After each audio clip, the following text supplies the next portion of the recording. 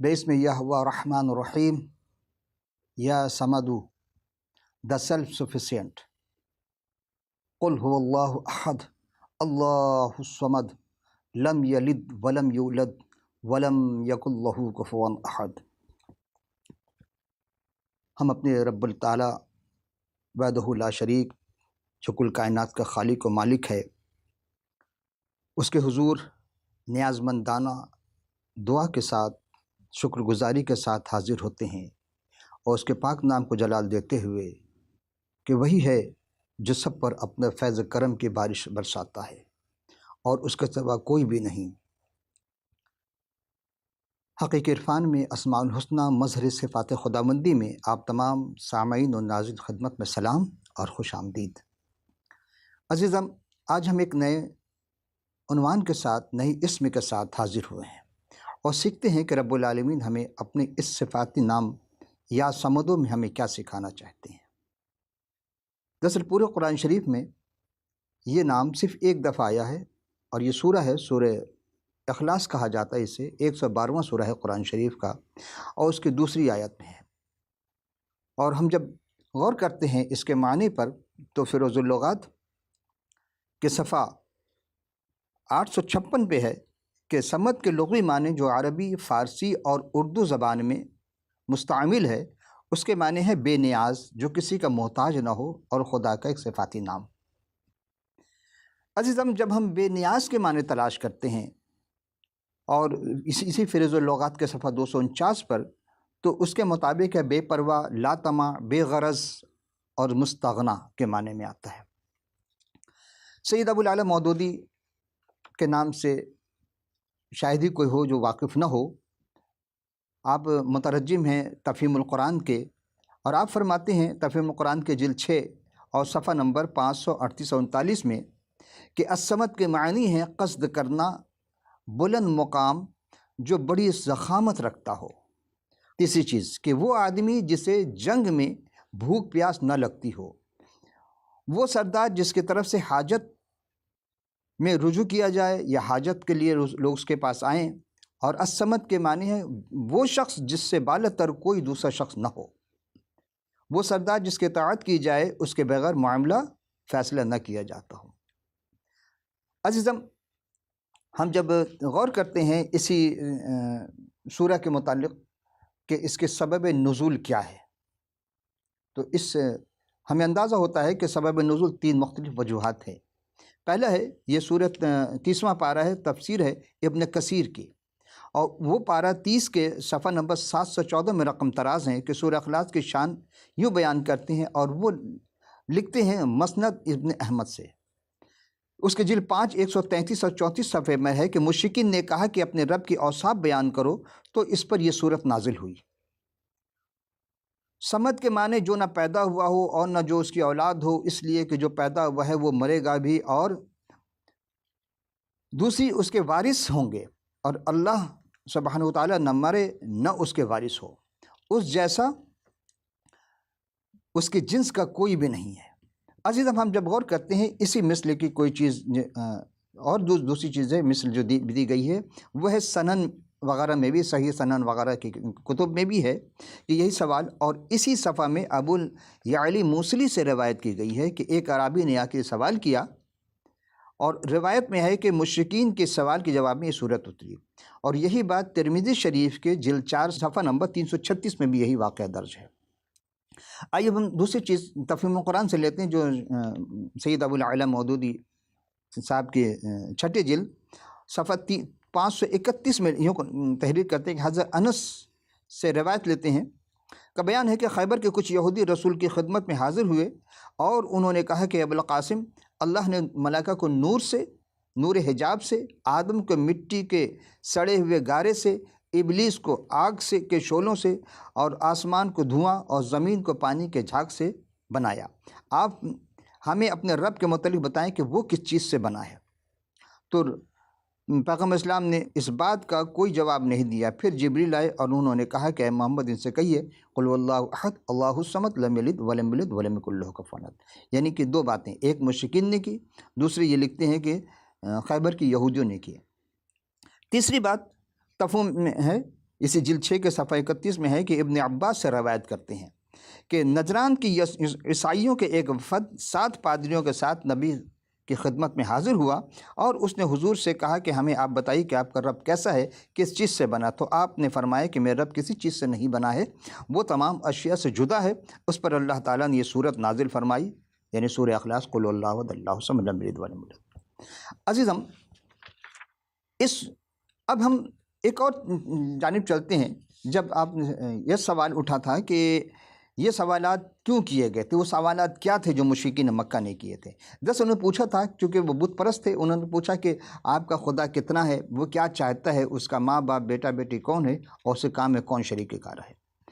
تو اس کے جواب میں یہ آیا کہ قل اللہ احد، کہو کہ وہ معبود برحق جس کی میں عبادت کرتا ہوں وہ اللہ ایک ہے، وہ کیا چاہتا ہے؟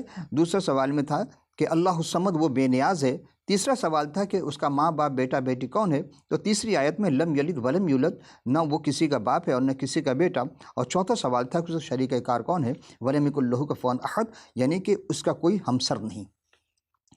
عزیزان گرامی قدر، قرآن شریف کہ جو بھی سورہ ہم جب تلاوت کرتے ہیں، دیکھتے ہیں، تو اس میں ہر سورہ کے بارے میں کچھ نہ کچھ باتیں کہیں نہ کہیں آیت میں ملتی ہیں۔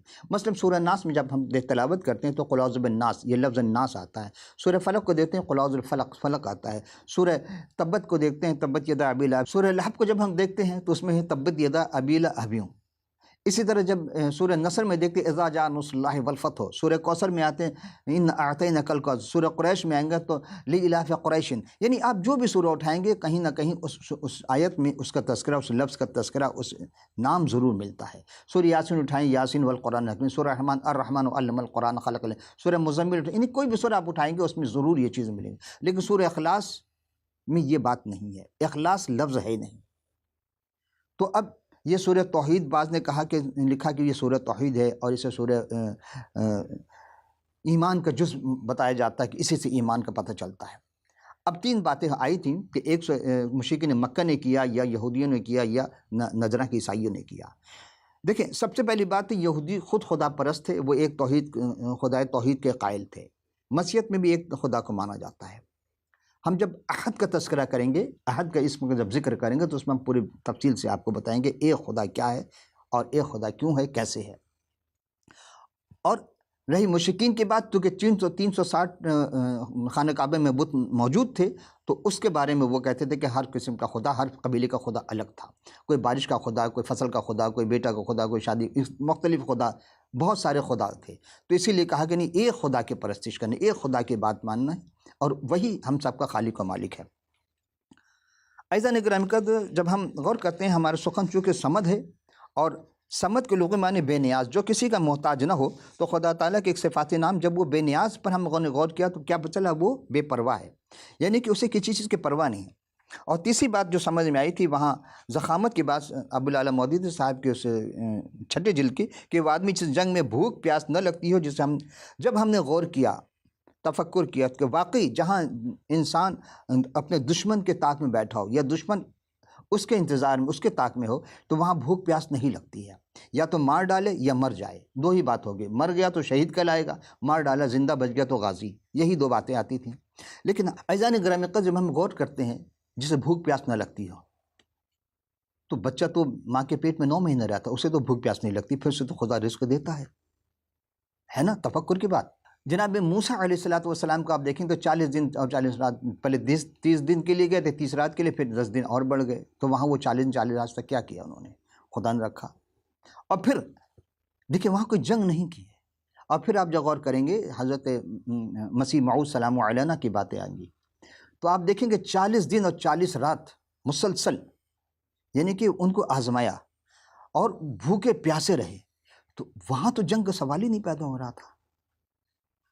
تو یہ وہ ہستی ہے جنہوں نے جنگ کرنے سے منع کیا ہے، بلکہ محبت کا درس دیا، دشمن کو معاف کرنے کا درس دیا ہے۔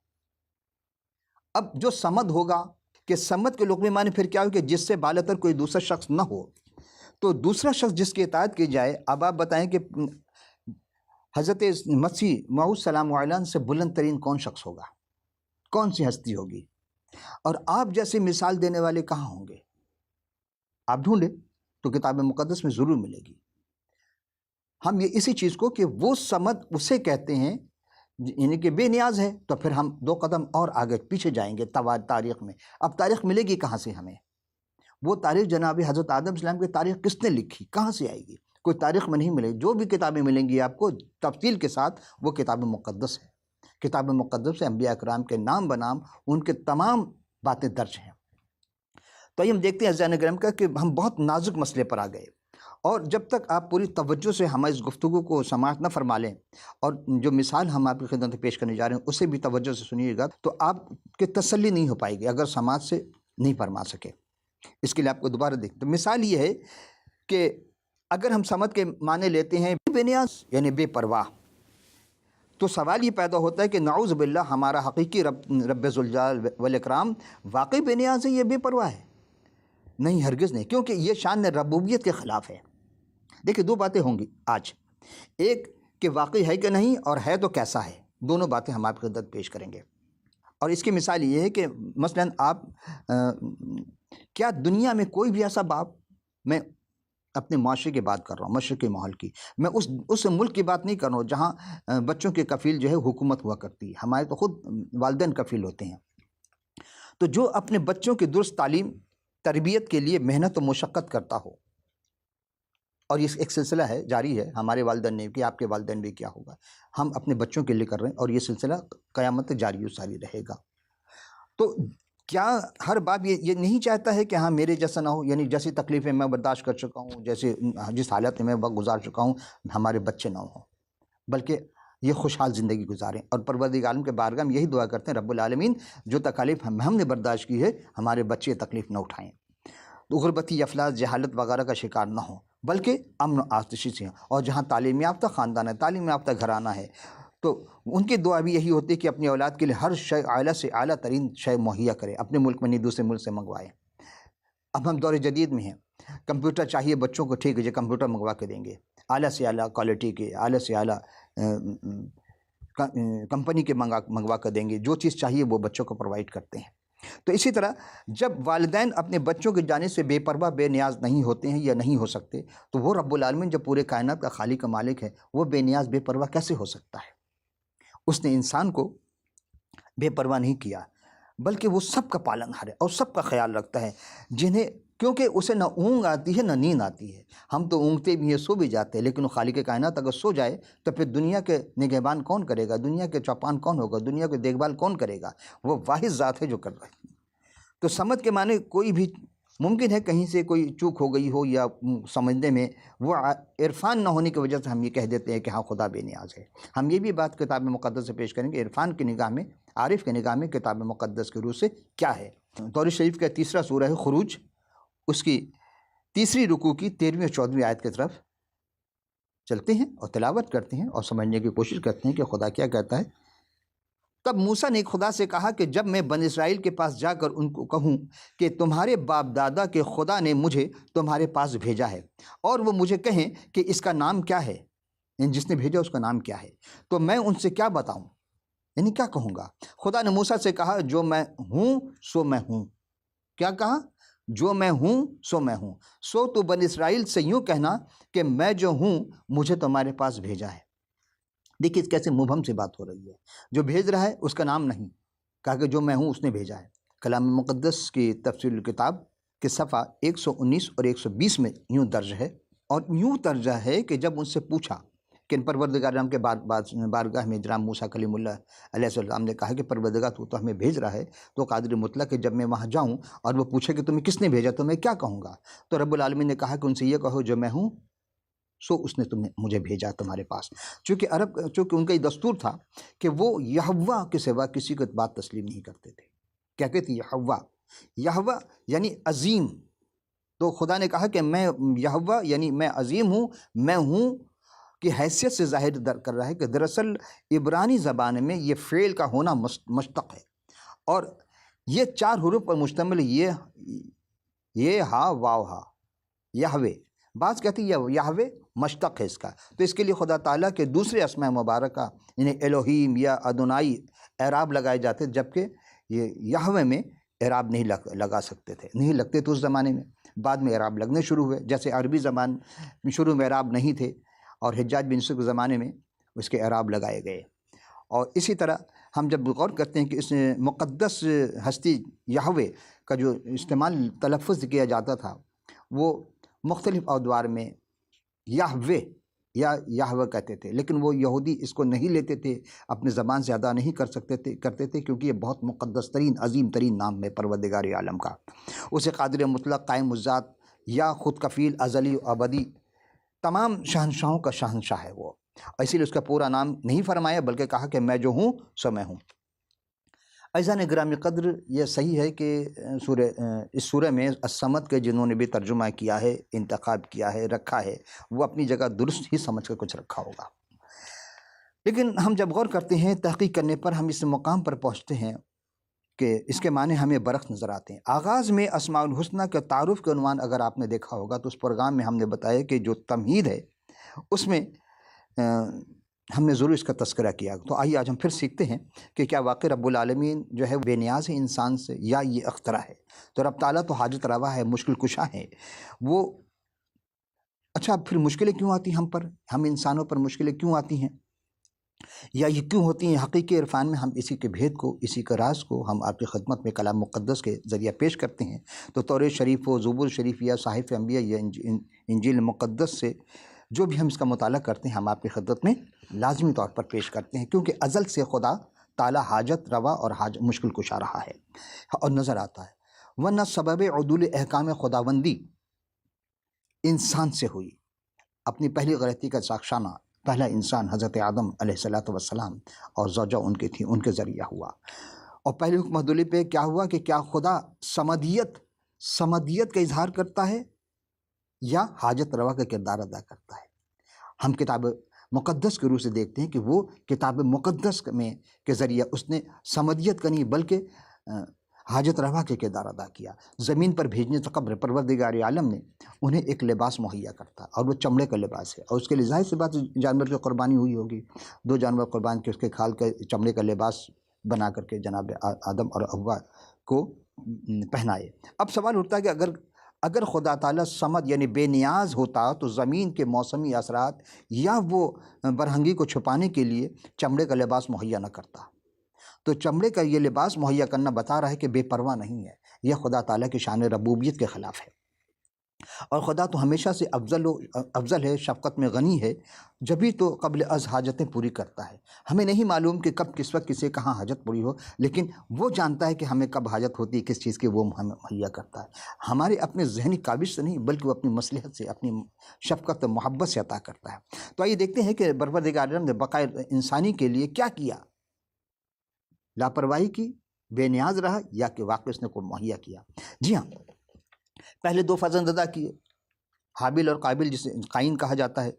اسی طرح ہم جب غور کرتے ہیں تو حضرت آدم علیہ السلام جب 130 برس کے ہوئے تو پروردگار عالم نے انہیں ان جیسا ایک فرزند عطا کیا جن کا نام سید تھا، اور حضرت سید جب 105 برس کے ہوئے تو حضرت پروردگار عالم نے انہیں ایک فرزند، یعنی بہت سارے اولادوں میں سے ایک اولاد جس کے ذریعے یہ نبوت چلی ہے، یہ رسالت کا کام لیا ہے، اور وہ ہیں حضرت انوس۔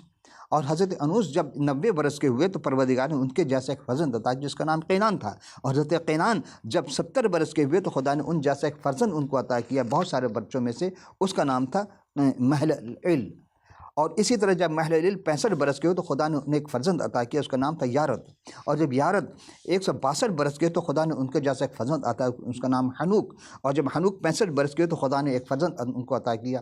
یعنی فرزند تو بہت سارے ہوتے تھے، لیکن ایک ایسا فرزند ہوتا جو اس خداوند کے اس کام کو آگے بڑھا سکے، ان کا جانشین ہو۔ ان کا نام تھا متصلہ۔ اور جب متصلہ 187 برس کے ہوئے تو خدا نے ان کو ایک فرزند ایسا عطا کیا، اس کا نام تھا لمک۔ اور حضرت لمک جب 182 برس کے ہوئے تو خدا تعالیٰ نے انہیں ایک فرزند عطا کیا جس کا نام تھا نوح۔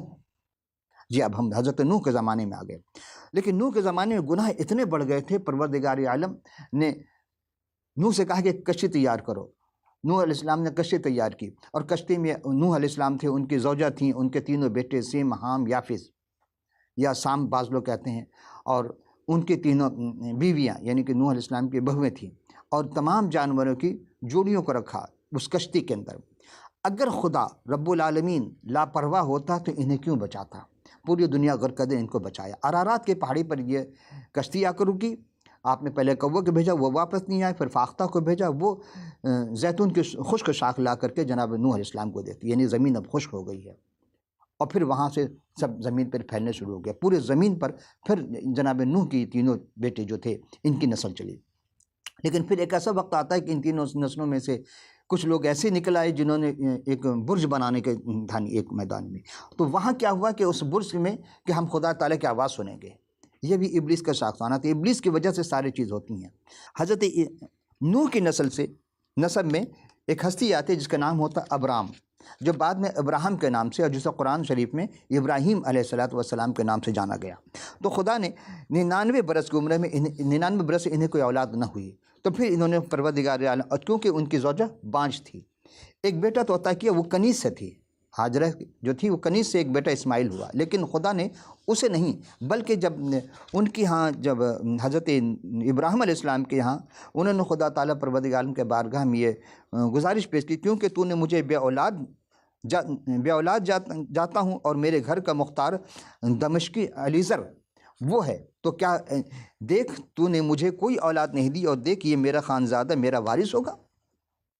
اور پھر تب خداوند کا کلام اس پر نازل ہوا اور فرمائے کہ تیرا وارث یہ نہ ہوگا، بلکہ جو تیرے صلب سے پیدا ہوگا وہ تیرا والد، جو تیرے نسب میں ہوگا، صلب سے ہوگا، وہ تیرا وارث ہی ٹھہرے گا۔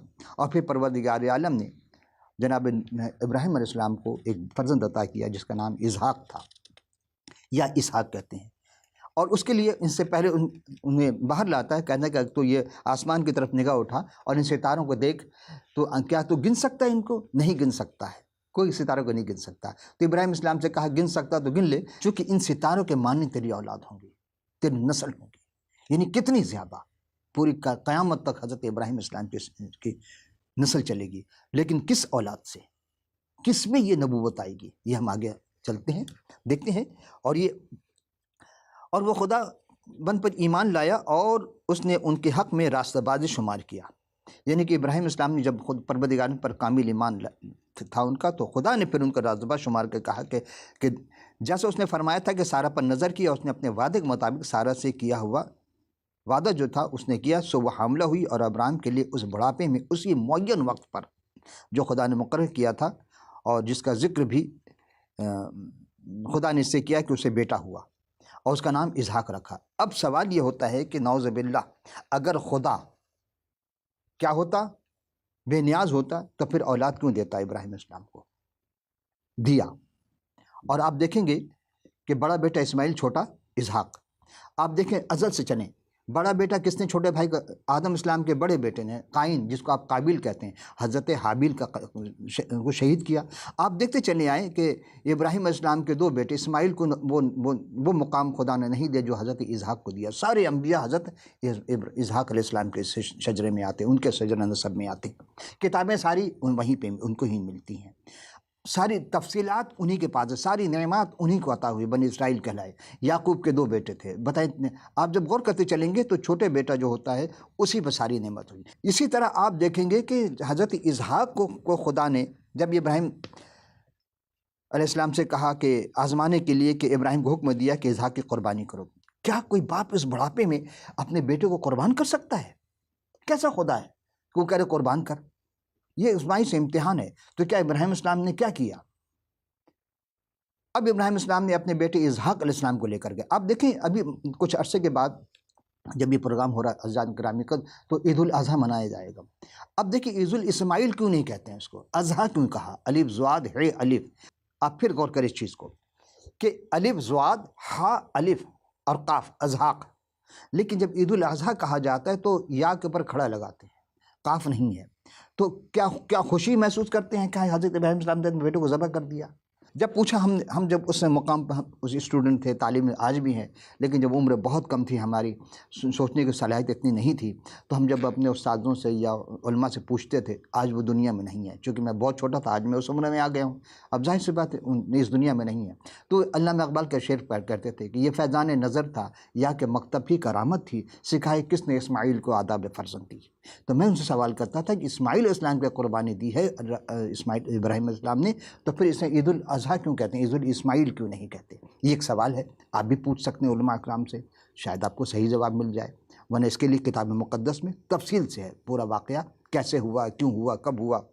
تو جب پروردگار عالم نے اسماعیل سے آزمانے کے لیے حکم دیا تھا کہ ذبح کرو، کس کو؟ اسماعیل کو نہیں، اسحاق کو، کیونکہ یہ کنیز تھے اسماعیل کے بیٹے، اور اسحاق جو تھے وہ قربانی پیش کرنے کے ابراہیم اسلام لے گئے اپنے، اور یہ پیدائش پہلا سورہ ہے رکوع 22 میں پوری تفصیل درج ہے۔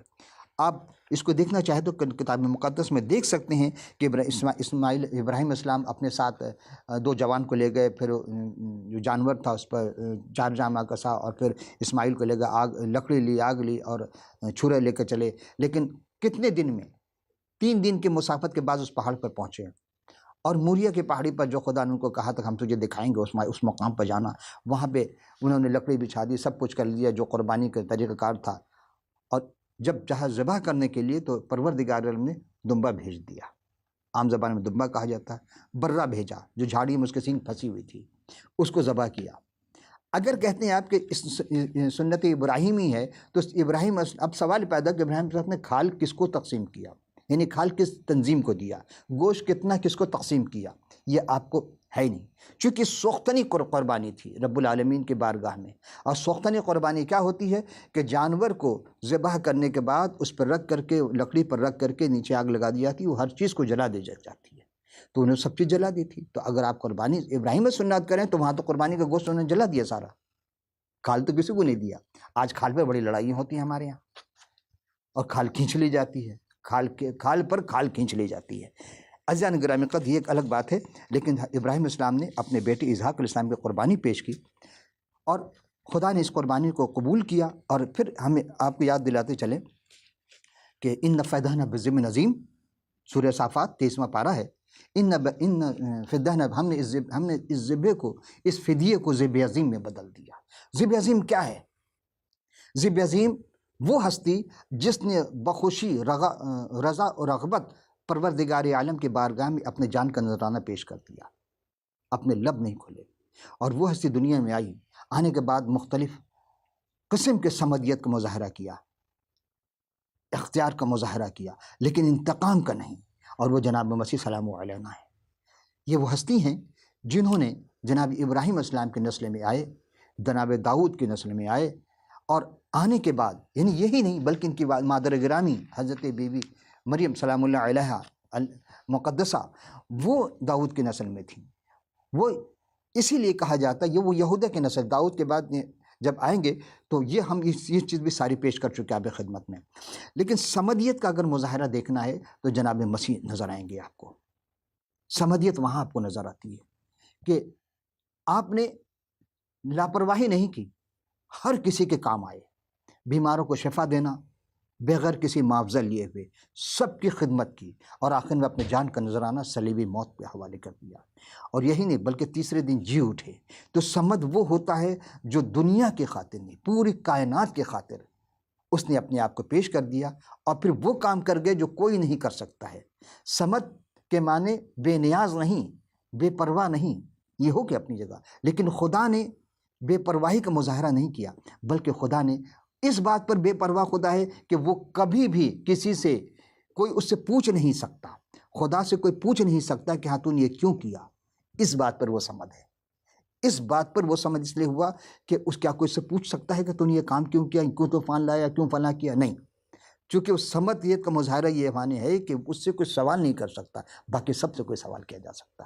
عزیزان گرامی قدر، آخری جملہ اس پروگرام کا کہ سمد اسے کہتے ہیں جو انتقام نہ لے بلکہ وہ مددگار ہو، لاپرواہی نہ برتے بلکہ مددگار ہو، اور خدا سے بڑھ کر کون مددگار ہو سکتا ہے۔ آئندہ نشید میں پھر ملاقات ہوگی، اس وقت اجازت، خدا حافظ و ناصر۔